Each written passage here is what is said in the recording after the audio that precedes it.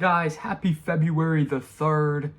And yes, the Los Angeles Lakers and the Dallas Mavericks have made an astonishing move, to say the least, as Anthony Davis is leaving the Los Angeles Lakers to head to Dallas for Luka Doncic. Now, of course, there's some other pieces here. Max Christie, some draft picks are involved. The Utah Jazz are helping pay off some contracts and this and that. That's not really the storyline. The storyline is the Dallas Mavericks giving away a top 3 to 5 player in the world, one of the best players in the NBA, who's 25 years old, who probably hasn't even entered his prime yet, right? To the Los Angeles Lakers, an conference team that you're going to have to play multiple times of the year, that you're going to have to play through the playoffs probably more times than not over the next coming years, and you're going to give away a top 3 to 5 player in the world for Anthony Davis. Now, look, let's not sugarcoat and let's not disrespect Anthony Davis. Top 3 big in the NBA. Okay? This guy's a phenomenal big. He's going to be a Hall of Famer. If he retired right now, he'd be a Hall of Famer too. But there's levels, and there's tier 1 guys that are untouchable. Luka Doncic is in that category. Now, he's not untouchable anymore. I don't think anybody really thought that this would ever happen. I mean, NBA 2K doesn't even allow that trade to happen, yet here we are. Kind of crazy, kind of nuts, but Luka Doncic is a Los Angeles Laker. Now, it's a head-scratching move, in my opinion, from the Dallas Mavericks perspective, okay? This is a guy who just got you to an NBA Finals last year. He just got you to an NBA Finals. You were 3 wins away from winning a championship. You have a franchise centerpiece. You have a franchise player, a face of the franchise that your fan base loves, that your fan base cares about, and is an absolute unbelievable basketball player that is more than capable of winning you an NBA Finals. When you look at the playoff run last year for the Dallas Mavericks, Luka was the guy against the Clippers. Luka single-handedly went on an absolute nuclear run as well in the second round, and then had a couple buzzer beaters against Minnesota, outplayed Anthony Edwards, sent them packing, and then the NBA Finals, you ran into a juggernaut, the Boston Celtics. Nobody's faulting you, okay? The Celtics were one of the greatest teams ever last year. Phenomenal team. They ran through the playoffs without really being tested. And they may go back-to-back again this year. They are spectacular. With that being said, though, it is astonishing that the Dallas Mavericks are willing to give up Luka Doncic? Really? Now, I understand you get an Anthony Davis involved, and look, when all of the dust settles and everybody comes to calmer, cooler, collective heads and can actually get a thinking space on it, yes, Anthony Davis is a really good piece for the Dallas Mavericks. I get that.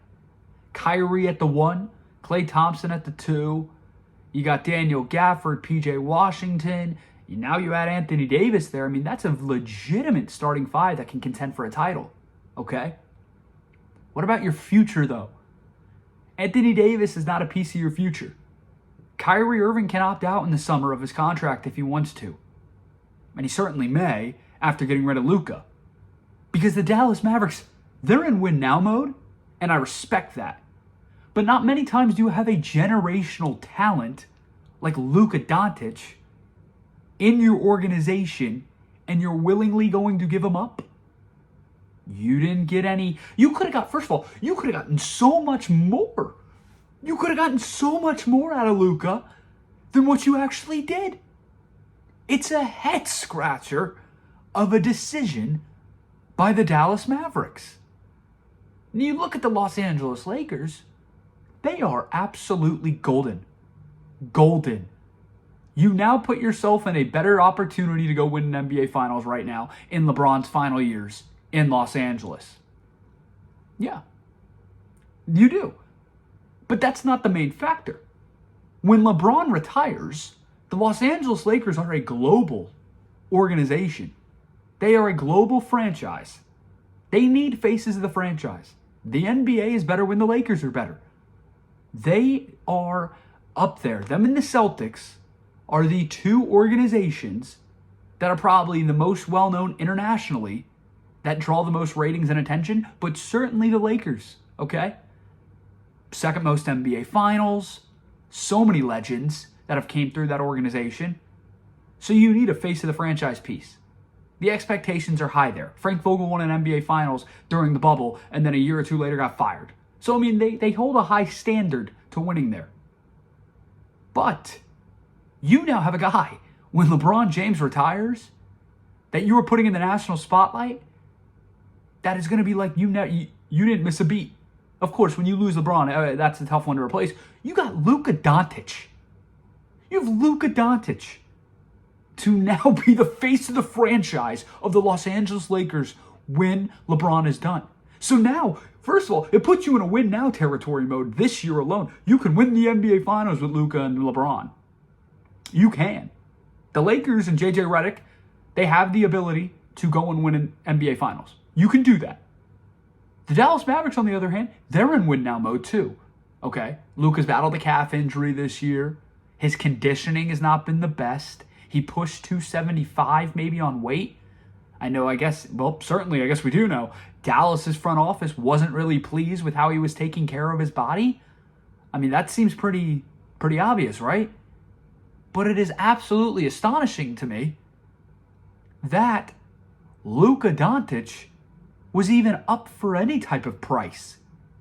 Now, if this front office truly had a problem with Luka Doncic and truly wanted to move on from him, even though he's 25 and yet to hit his prime, which I still can't get my head around, what are you doing? If you have a gripe with him, shop him. They didn't talk to anybody else. They didn't tell Luka that he was even being shopped, being traded, because never in a million years do you think Luka Doncic would even expect that, right? They didn't talk to any other team, because what team would call about Luka? What team would call about Luka? The governor of the Dallas Mavericks, who's up in that front office, was told by the GM, hey, we're going to look to trade Luka. He laughed it off, because nobody thinks that's a real possibility. No. And if I were to put it in NFL terms, right? I know a lot of football people listen to this podcast. I want you to think of it this way. Okay? Let's say you traded, if you're the Cincinnati Bengals, and Joe Burrow, okay? Joe Burrow got you to the Super Bowl against the Rams, like he did, okay? Came up short. And that next year, before Joe's even close to touching his prime, you go and trade him for, let's say, Justin Jefferson. Very good, right? Justin Jefferson's really, really good. Anthony Davis is really damn good, okay? Guy's going to be a Hall of Famer, okay? Does Justin Jefferson for Joe Burrow equal out? No, it doesn't, because the quarterback is extremely valuable. Okay? Guards in the NBA can win you a championship. Now, of course, bigs can too. Look at Nikola Jokic, right? Huge piece. But Nikola Jokic is in an element of his own. Anthony Davis is really, really good. Anthony Davis won't win you a title by himself. Nikola Jokic can, but that's only one NBA big that can. When you look at the other guys in the NBA that can win you championships, it's mostly guards, but I'd say the small forward ability. I mean, look at Giannis. He did it with the Bucks. Look at Jason Tatum, small forward. He did it with the Celtics. I think that's kind of your prime ability. Kevin Durant, right? Those are the guys you want to do it. But then you look at some elite guards like Steph Curry, okay? Look at LeBron, small forward. That's kind of the piece that you want out of your franchise player. Luka Doncic has got size on him. He's got unbelievable offensive playmaking on him. He's got clutch in his genes, shot making. Defense is abysmal, but guess what? That's not a reason to trade a top 5 player in the NBA. Because if the Cincinnati Bengals were to trade for Justin Jefferson and they gave up Joe Burrow, I'll tell you what, the reception wouldn't be too pleasing in Cincinnati. Sure, you have Jamar and Justin. That's great. You have very good foundation pieces. The 2 best wide receivers in football, Jamar and Justin Jefferson. Exciting. But the most important piece, Joe Burrow, is now gone. And if you were Minnesota, you'd be buzzing because now you have a top 5 quarterback in the NFL, right? You have a top 5 player in the NFL. You'd be absolutely electric. So, it is a head scratcher on why this was even thought of if you're the Dallas front office, okay?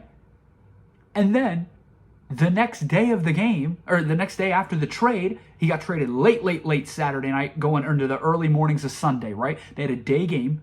Dallas had a day game in Cleveland on Sunday afternoon. They gave up 94 points in the first half. They gave up 144 in total and lost by 43 to the Cleveland Cavaliers. Now look, the Cavs have done that to a lot of teams this year. They have the best record in the NBA. But with that being said, you could see that coming from a mile away. Because I'm sure Jason Kidd, the head coach of the Dallas Mavericks, wasn't too pleased. I don't think he was. I don't think a lot of people, including Mark Cuban, more likely than not, and if he did actually sign off on that, that is a head-scratching decision, a decision that doesn't make any remote sense, because that lineup, that starting 5 you put out there with Anthony Davis and Dallas, hey, maybe Dallas is going to be something, right? Maybe. But you have Luka Doncic. Anthony Davis is really good. Let's not undervalue his talent and his ability. He is a phenomenal basketball player. Luka Doncic is a game changer. Anthony Davis is a good number 2, could get you to the playoffs as a number 1 if you put him in Toronto, if you put him in, Chicago, sure. He's not going to win you an NBA championship. Luka Doncic has that ability. He took them to the finals last year. That was the Luka show.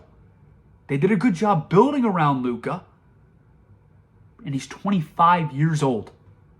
And if it was a conditioning problem, you can fix that.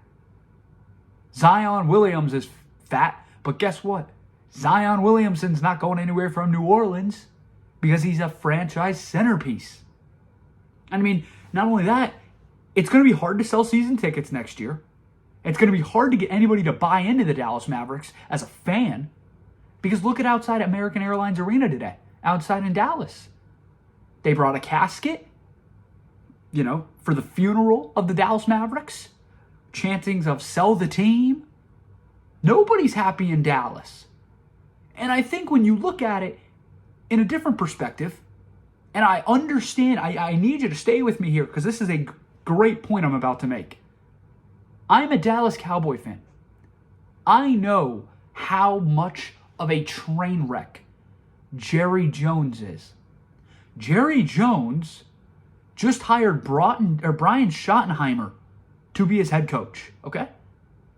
That's arguably one of the worst hires maybe in NFL history. Only time will tell, but it's laughable. Yet, Jerry Jones isn't even the worst GM in the Dallas-Fort Worth area. Let that sink in. Jerry Jones, who's a train wreck, who just hired one of the most questionable hires in NFL history, is being looked at not even as the dumbest GM in the Dallas-Fort Worth area. I can't get my head around the trade. It's a head scratcher. I mean, it got to the point it was so crazy that we all thought Shams got hacked. We thought Shams, when he posted it on social media, that someone got hacked. And I thought it was the best troll job I've ever seen, right? Because you had people talking about it, okay? And then you follow it up with the, yes, this is real, sources tell me, and then he goes into context. Once again, a great troll job. Whoever hacked him, great job. And then it turns out, oh, Shams isn't hacked. This is real. This is real. Because nobody thought that Luka Doncic is going to be a guy who can get traded. There's certain moments where you have to remember where you are, that you will remember where you were at certain moments in sports. That's one of them. In journalism, right? I graduated with a journalism degree. You get taught that most of the stories you are going to write are, crazy, crazy stories. But you just kind of accept it, right? But there comes a time once in a while, there is a holy crap, a holy blank situation that you have to write about that doesn't even seem real. That's one of them right there. Holy blank. Did Luka Doncic really just get traded? Yes. It is great for the NBA. The NBA ratings have maybe been declining. The NBA hasn't really been talked about a ton lately, okay? And on the weekend where no NFL was happening, the trade deadline comes up this Thursday, February the 6th, my birthday, shout out me. It's going to be an absolute train wreck. Because if this is the start, you now see the effect of teams feeling like they have to make a trade, especially in the Western Conference. All right? Oh, we got to be able to contend with the Lakers here. We got to be able to contend with the Dallas Mavericks here as they just brought in Anthony Davis. That's still a great piece. Let's not undermine that, okay? You're going to start seeing teams get a little desperate, start trying to, get themselves to that next level, maybe forcing some stuff. It is going to be a chaotic week with the NBA deadline coming up this week. But Luka Doncic getting traded does not feel real. It doesn't. Yet here we are. Absolute craziness has taken over the NBA. Absolute craziness.